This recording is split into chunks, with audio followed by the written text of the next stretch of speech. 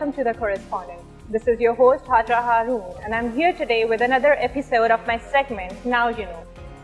आज का जो हमारा टॉपिक है, it is going to be revolved around women in entrepreneurship और उसी हवाले से today correspondent is going to be in conversation with an amazing guest, Aisha Siddiqa. Aisha Siddiqa is a journalist and entrepreneur.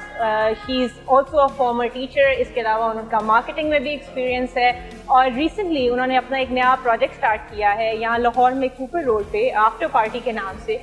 ये उनका एक नया initiative है और आज हम उसी के हवाले से उनसे बात करेंगे कि ख़वातीन के लिए कितना मुश्किल है एंटरप्रेन्योरशिप में अपने आप को मनवाना, अपनी जगह बनाना और बेसिकली स्टार्ट करना कितना मुश्किल है, क्योंकि पाकिस्तान में ये ख़वातीन के लिए एक बहुत ही एक अननोन टेरिटरी है। ख़वातीन इस साइड पे आती नहीं है, उसके अराउंड बहुत सारे टैबूज भी अटैच हैं, सोशल एक्सपेक्टेशंस नहीं है ख़वातीन से उस हवाले से। तो इन सारी चीज़ों को आज हम कवर करेंगे आज के इंटरव्यू में। So Ayesha, welcome to the show. Thank you. अच्छा Ayesha, I would begin with a question कि आपकी जो जर्नी है सारी उसके बारे में हमें कुछ बताएं। आपके दिमाग में ये आइडिया कैसे आया और कैसे आपने सोचा कि this is where you want to be? Okay, so the journey of After Party, we can say that it was a long, it started way back when I was in school. So in our school, we had this entrepreneur week that our school held for the students. It was back in 2011, I think. So my brother and I, we were in the same school. And we were both present at that workshop. And then they split us into groups and they asked us कि आप लोग अपना जो है एक business idea लेके आएं. और obviously it was for the purpose of teaching us कि how ideas originate and how you can become successful, how you will bring those ideas into work. So my brother and I, we were in the same group and it was initially his idea. So he said कि हम लोग एक restaurant खोलेंगे जिसका नाम ये होगा, जिसमें इस तरह का खाना होगा, हम इसको इस तरह से इफेक्ट में लेके आएंगे. So that idea stayed with me till my university. So in university, I know हर दोस्त आपस में बात करते हैं हम इस तरह से कुछ स्टार्ट करेंगे. तो ये आइडिया वहाँ पे जाके थोड़ा इसी हवाले से था कि मैं और मेरे एक दोस्त हैं जो मेरे साथ इसमें पार्टनर भी हैं, उनका हम लोग डिस्कस कर रहे थे. वी सेड कि हम लोग एक कैफ़े या रेस्टोरेंट कुछ खोलेंगे आफ्टर ग्रेजुएशन. और हुआ ये कि आफ्टर ग्रेजुएशन हम दोनों प्रोफेशनल लाइफ में गए और उसके बाद जब इतने स्टेबल हो गए कि हमने सोचा कि yes we can start this setup. तो we did and now finally it is in running and we hope कि इंशाल्लाह ताला it prospers and we get to see 2 to 3 to 4 and as many branches of this in Pakistan, all over Pakistan. So that's our dream and this is how this started. अच्छा आयशा, हमारे यहाँ ख़वातीन से एक social expectation नहीं है कि वो इस तरह की फील्ड्स में आए. मोस्टली तो ये किया जाता है कि भाई अगर पढ़ाई कर भी ली है, थोड़ी बहुत पढ़ाई करें, शादी करें, या फिर ज़्यादातर टीचिंग एंड मेडिकल वो प्रिफर्ड प्रोफेशंस हैं जो ख़वातीन से एक्सपेक्ट किया जाता है कि वहाँ पर जाके सर्व करें. तो this is quite out of the box. तो आप मुझे इसके बारे में कुछ बताएं कि जब से आपने अपना ये फील्ड चुना है तो कुछ डिफरेंट ट्रीटमेंट रहा है सोसाइटी की तरफ से, आपके रिश्तेदारों की तरफ से या फ्रेंड्स की तरफ से? अब इसमें ये बहुत अच्छा सवाल है ना. अब ये बिल्कुल होता है और स्पेशली अगर आप एक मिडिल क्लास बैकग्राउंड से आ रहे हो, आपकी फैमिलीज इस तरह की होती हैं जिस बहुत कंजर्वेटिव होती हैं. तो जब मैं छोटी थी और मैं पढ़ रही थी, अभी स्कूल में ही थी, I think I was in mentoring at that time. I remember my cousin saying कि आपने तो बड़े होकर ज़्यादा टीचिंग ही करनी है ना. So मुझे ये बात बहुत फील होती थी बिकॉज मैं बचपन से काफ़ी पैशनेट थी about doing something in my life, about creating a name कि भाई कुछ करके जाना है ज़िंदगी में ना, कि ये लोग इतना बड़ा नाम ना भी हो लेकिन इस तरह का हो कि लोग एटलीस्ट याद करें. Then I remember when I was in university, हमारा भी family get together था. So some extended family, वो भी जब उनको पता चलता था कि मैं पढ़ रही हूँ, हायर एजुकेशन हासिल कर रही हूँ, सो दे वर ऑल्सो लाइक कि लड़कियों ने पढ़ के करना ही क्या होता है. So condescending remarks all over the time मुझे मिलते रहे हैं, लेकिन इसमें एक रोल ऑब्वियसली मेरे पेरेंट्स का है कि they have always been very supportive. बेशक हम एक कंजर्वेटिव और मिडिल क्लास फैमिली से ताल्लुक़ रखते हैं, लेकिन मेरे पेरेंट्स ने मुझे बड़ा सपोर्ट किया over the time and I don't think कि अगर उनका सपोर्ट ना होता तो यहाँ पे इस तरह से आ सकते थे, क्योंकि एक पॉइंट आता है इंसान की ज़िंदगी में जहाँ पे वो आदमी हो या औरत हो, they tend to give up अगर कोई सपोर्ट नहीं है, कुछ नहीं है। तो आई वुड से कि वो था, और बिहेवियर चेंज हुआ है, बेशक हुआ है। Now that I am successful, kind of successful in life, I can say that because obviously the job that I have been doing, I think कि I was successful, I was doing good, and जहाँ भी गई हूँ people have always appreciated my work. मेरी हमेशा से ही ख्वाहिश है कि जो भी काम करो उसके अंदर, काम के अंदर कोई भी शिकायत का मौका नहीं आना चाहिए। So अब जब मैं अपने घर वालों या अपने रिलेटिव्स का बिहेवियर देखती हूँ तो बहुत डिफरेंट है, वो इस तरह की बातें नहीं करते हैं। तो एक किस्म से मुझे खुशी भी होती है कि अब वो बातें बंद हो गई भी हैं, और क्योंकि जब वो किसी को सक्सेसफुल देखते हैं ना तो अगले बंदे की आई थिंक खुद ही जबान बंद हो जाती है, वो कहना छोड़ देते हैं कि वो आप सिर्फ ये करना चाहिए, क्योंकि और वो रोकने की पोजीशन में तो है ही नहीं, क्योंकि वो तो मेरी फैमिली ने करना है ना, मेरे parents have that authority, so as long as they are not stopping me, दूसरा कोई बंदा रोक नहीं सकता। बट व्हेन दे सी कि यू आर सक्सेसफुल, सो उनकी वो जो बातें होती है ना जो चलती हैं वो रुक जाती हैं एटलीस्ट। अच्छा आयशा, माशाल्लाह you always had your parents support, जैसा आपने बताया your brother was really supportive through out the journey, लेकिन बहुत सारी ख़वातीन होती हैं उनके पास इस तरह की सपोर्ट नहीं होती है। तो आपको क्यों लगता है कि ख़वातीन क्यों रिलक्टेंट हैं इस तरह का कोई इनिशिएटिव लेने में, या इस तरह का कोई अपने कंफर्ट जोन से बाहर आके कुछ करने में? अब इसके अंदर ये चीज़ है कि जब भी आप कोई भी काम करना चाहते हो, वो एजुकेशन का मामला हो, वो जॉब का मामला हो, या आपने अपना भी काम करना हो, वो काम जैसे मैंने पहले बोला है कि सपोर्ट के बगैर नहीं हो सकता है। या तो आपको एक चीज़ हो, या तो आपके पास एक सपोर्टिव फैमिली हो, या फिर आप अपनी फैमिली को छोड़ के ये काम कर सकते हो। क्योंकि अगर आपकी अब जो औरतों को मसले मसाइल आते हैं, जैसे कि मैंने अपने इर्द गिर्द बहुत औरतों के साथ, लड़कियों के साथ ही होते हुए देखा है कि उनकी फैमिली बहुत स्ट्रिक्ट होती है, वो इनको मैट्रिक एसएससी से आगे पढ़ने भी नहीं देते, हायर एजुकेशन हासिल नहीं करने देते। फिर कुछ है कि वो सिर्फ उनको एजुकेशन इसलिए हासिल करने देते हैं क्योंकि आजकल के लिए एक शादी की रिक्वायरमेंट भी बन चुकी है कि इतनी एजुकेशन लड़की के पास होनी चाहिए। सिर्फ इस लिए वो बच्ची को पढ़ाते हैं और उसके बाद उसको काम से तो वो उसको दूर रखते हैं ना। लेकिन मेरा ये मानना है, आपका भी ये मानना है, बिकॉज आई नो यू, कि एक औरत भी उतनी ही रिस्पॉन्सिबल है एक माशरे में जितना कि एक मर्द है। और एक औरत ने ऑब्वियसली फ्यूचर की सोसाइटी जो हमारी है उसको भी शेप देना है, because she is a mother as well. तो ऐसा कैसे हो सकता है कि उसको हम लोग ना लेके आए प्रोफेशनल फील्ड के अंदर, and when are more than half of the population consists of women, so आप कैसे अफोर्ड कैसे कर सकते हो इकोनॉमिकली कि औरत काम ना करे?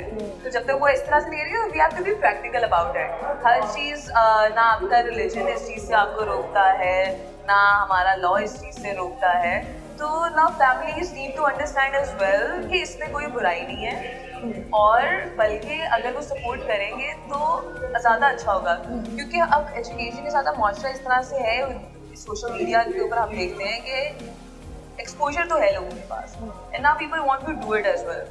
सो what I believe is going to happen is कि people tend to go against their families and still do what they want to do.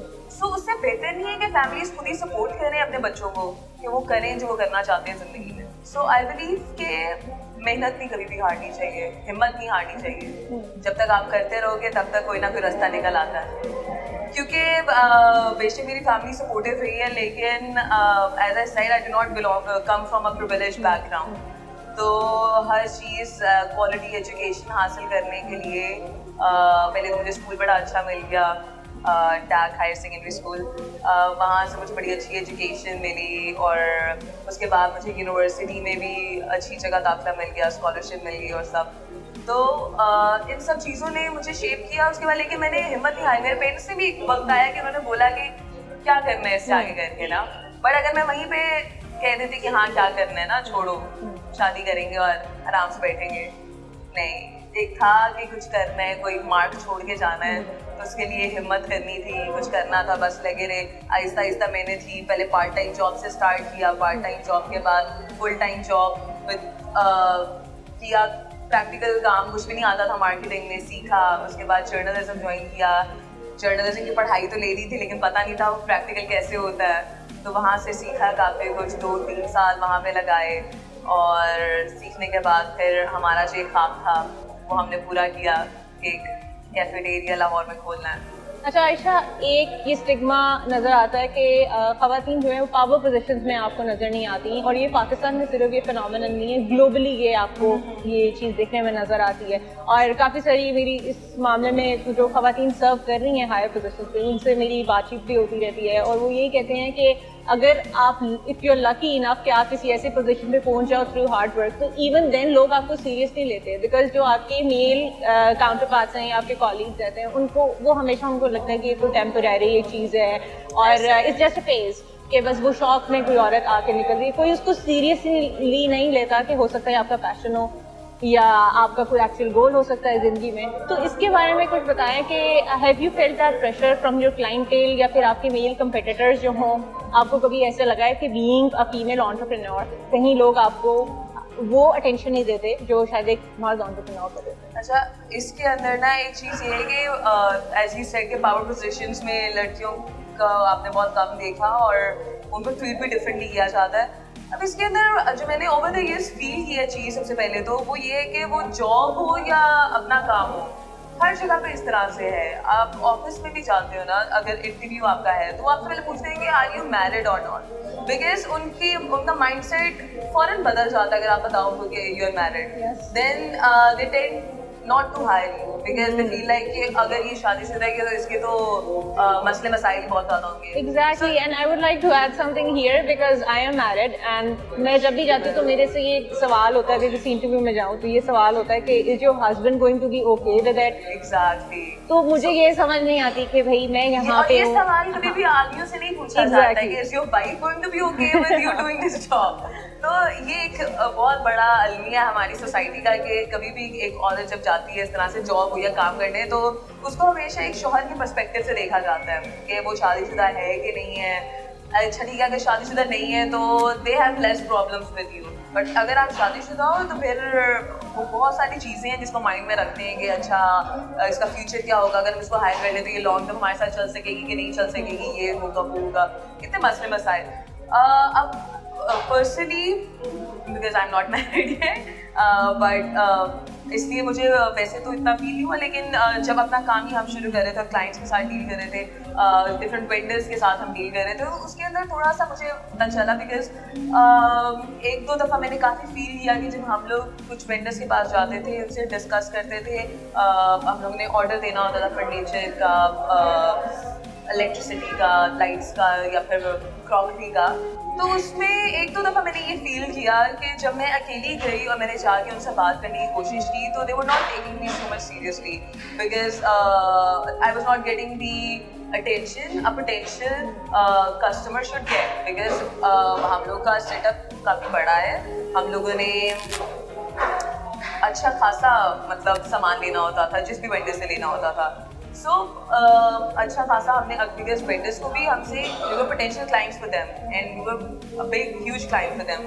But अगर मैं अकेली जाके बात कर रही हूँ तो मुझे वो रिस्पॉन्स नहीं मिलता था कि जो मिलना चाहिए, but when my male partner went with me so response automatically different होता था, वो डीलिंग ही डिफरेंट हो जाती थी। अब इसके अंदर आई डोंट फील लाइक कि मेरे प्रोफेशनलिज्म में कोई फ़र्क था, बट इट इज़ एंटायरली क्योंकि वो जब एक मेल प्रेजेंस होती है ना, आपको एकदम से माहौल के अंदर वो डिफरेंस फील होना शुरू हो जाता है कि how people are behaving, how people are looking, because उनके देखने का तरीका भी फ़र्क होता है, उनके बात करने का तरीका फ़र्क होता है, उनके लहजे फ़र्क होते हैं, और जब एक मेल प्रेजेंस हो जाती है तो वो बदल जाते हैं फ़ौरन।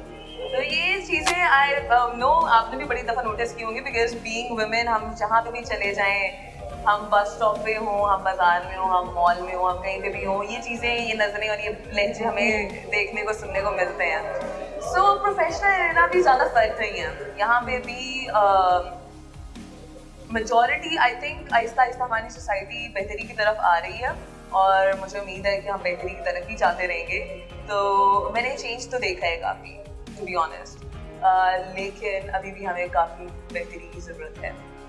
अच्छा Ayesha, entrepreneurship is not an easy journey. जो भी बंदा अपना कोई स्टार्टअप शुरू करता है तो इट्स लाइक अ चाइल्ड, एक लेबर ऑफ लव होती है, आप उसके ऊपर मेहनत करते हो, यू रेज इट, और मतलब एक blood and it demands blood and sweat, तो इट्स नॉट ईजी। और फियर ऑफ फेलियर जो है it's always a very real thing. और I think being a woman, अगर आप ये चीज़ स्टार्ट करते तो सोसाइटी ऑलरेडी इस ताक पे बैठी हुई होती है कि कब आप गिरो and they point it out कि भाई हमने तो पहले ही कहा था कि ये मर्दों की फील्ड है और तुम इसमें नहीं चल सकती हो। बिकॉज अगर कोई मर्द फेल होता है तो वो it's seen as something genuine कि यार होता है, ये चीज़ हो जाती है, मतलब बिजनेस है, अप्स एंड डाउन आते रहते हैं। But if a woman fails तो उसमें सोसाइटी का ट्रीटमेंट कुछ और होता है। तो मैं आपसे यही पूछना चाहूंगी कि how real is the fear of failure? That fear is so real. मतलब obviously जब हम लोग सारा हमारी कंस्ट्रक्शन और काम चल रहा था तब तक the project didn't feel real.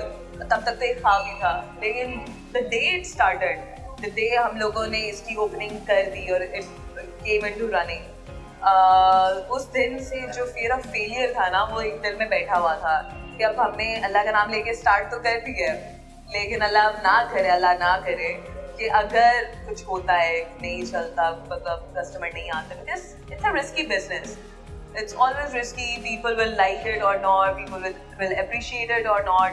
तो काफ़ी चीज़ें थी। बट अगर आप उन दिनों में हमें देखती, मैं बैठी होती थी यहाँ पर टेबल पे और जो भी आता था तो मुझे पूछने गया बहुत टेंशन में लग रही हूँ, घबराई भी लग रही है। मैंने कहा कि आई डोंट नो, मतलब छुपाया नहीं जा रही थी ना वो डर, it was very real.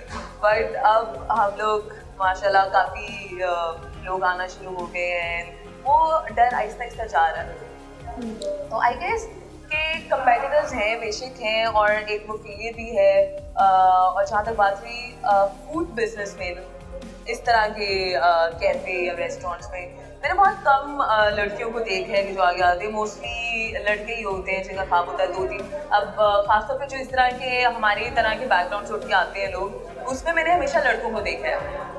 Yes, I have seen women from privileged societies coming into this business and opening world-class cafes. जैसे MM आलम के ऊपर 1-2 है जो कि लड़कियों ने स्टार्ट किया, but and I read their stories as well. So they were already from a privileged background. But अब जैसे कि लड़कियों, अब इस्लामाबाद में भी कुछ तो एक मुझे नाम नहीं याद आ रहा अभी, लेकिन जो इस तरह के college students, university students after graduation और वर्किंग न्यू प्रोफेशनल्स जो होते हैं वो इस तरह का काम करते हैं। आई हैव ऑलवेज सीन के वो लड़के होते हैं, and even if they fail तो that's just a step in their journey, वो ऐड ऑन हो रहा है ना उनके एक्सपीरियंस के अंदर। सो आई थिंक हमारे क्लास के जो लोग हैं उनमें लड़कियां बहुत कम रिस्क लेती हैं, probably because of the fear of failure, because if they fail उनके ऊपर बहुत बड़ी रिस्पॉन्सिबिलिटी है ये। People are going to say, कहा था ना, we told you so. So that is the biggest, अभी मुझे भी जो सबसे बड़ा डर जिस चीज़ का है ना वो है इस डायलॉग का, we told you so, yeah I told you so. अच्छा Ayesha, you are an inspiration to hundreds of young women और I think it's marvelous that at such a young age, माशाल्लाह, आप you've done so much. तो आप क्या ऐसी advice देंगी to young women जो इस तरह की फील्ड में एस्पायर करती हैं आना या आना चाहती हैं? What would you say to them? The only advice that I would give them is this कि never give up, because I know, because आज की जो हमारी generation है ना, I feel depression and anxiety is very real. And I've personally seen many people around me going into depression and having anxiety disorders. I myself have, there was a little period of time in my life when I was going through depression as well. But the thing is that you always have to overcome it and move forward. Because if you get stuck, if you get let yourself get drowned with that feeling, so that is, we can say that that is the end for you. So until and unless you fight it, you get on your feet and you keep on moving forward, life goes on, and you will see कि आप step by step, वो कहते हैं ना कतरा कतरा मिलके समंदर बनाता है। सो ये सब ओवरनाइट नहीं हुआ है, ये सब हम लोगों ने ओवरनाइट अचीव नहीं किया। ऑब्वियसली एक टाइम था जब यूनिवर्सिटी जाते थे तो कैंटीन में खर्चने के लिए पैसे नहीं होते थे। सो वो सब टाइम भी देखा हुआ है, तो उसके लिए वो कहती हूँ कि बट अब मैं अपने आप को देखती हूँ, अब मतलब अल्लाह करे कि अब ऐसे ही चलता रहे। तो अब वो मसले मसाइल नहीं है जो आज से 3, 4, 5 साल पहले होते थे। तो अल्लाह दे रहा है और इसलिए दे रहा है क्योंकि अल्लाह भी कहता है कि इंसान की तकदीर उसके हाथ में है। वो अल्लाह भी उस वक्त मदद नहीं करता इंसान की जब तक इंसान खुद अपनी मदद नहीं करता। तो हम लोग को अपनी मदद खुद ही करनी है। अल्लाह सपोर्ट हमें करता है, अल्लाह की तरफ से मदद आ जाती है अगर हम हिम्मत नहीं आ रहे तो। अगर आप बस बैठ जाओ, लेजी हो जाओ और बस आराम कर रहे हो ना, काम नहीं होता। You have to get up, you have to do things yourself, you have to trust yourself, you have to trust yourself in doing each and every work कि ये काम मैंने खुद करना है। Aisha, thank you so much. It was such an insightful conversation with you. Thank you for taking out the time and gracing our screen. Thank you for having me. It was very nice talking to you and having you here at After Party with us. So this was our episode for today. I hope you learned something out of it. Don't forget to give us your feedback in the comment section. Thank you.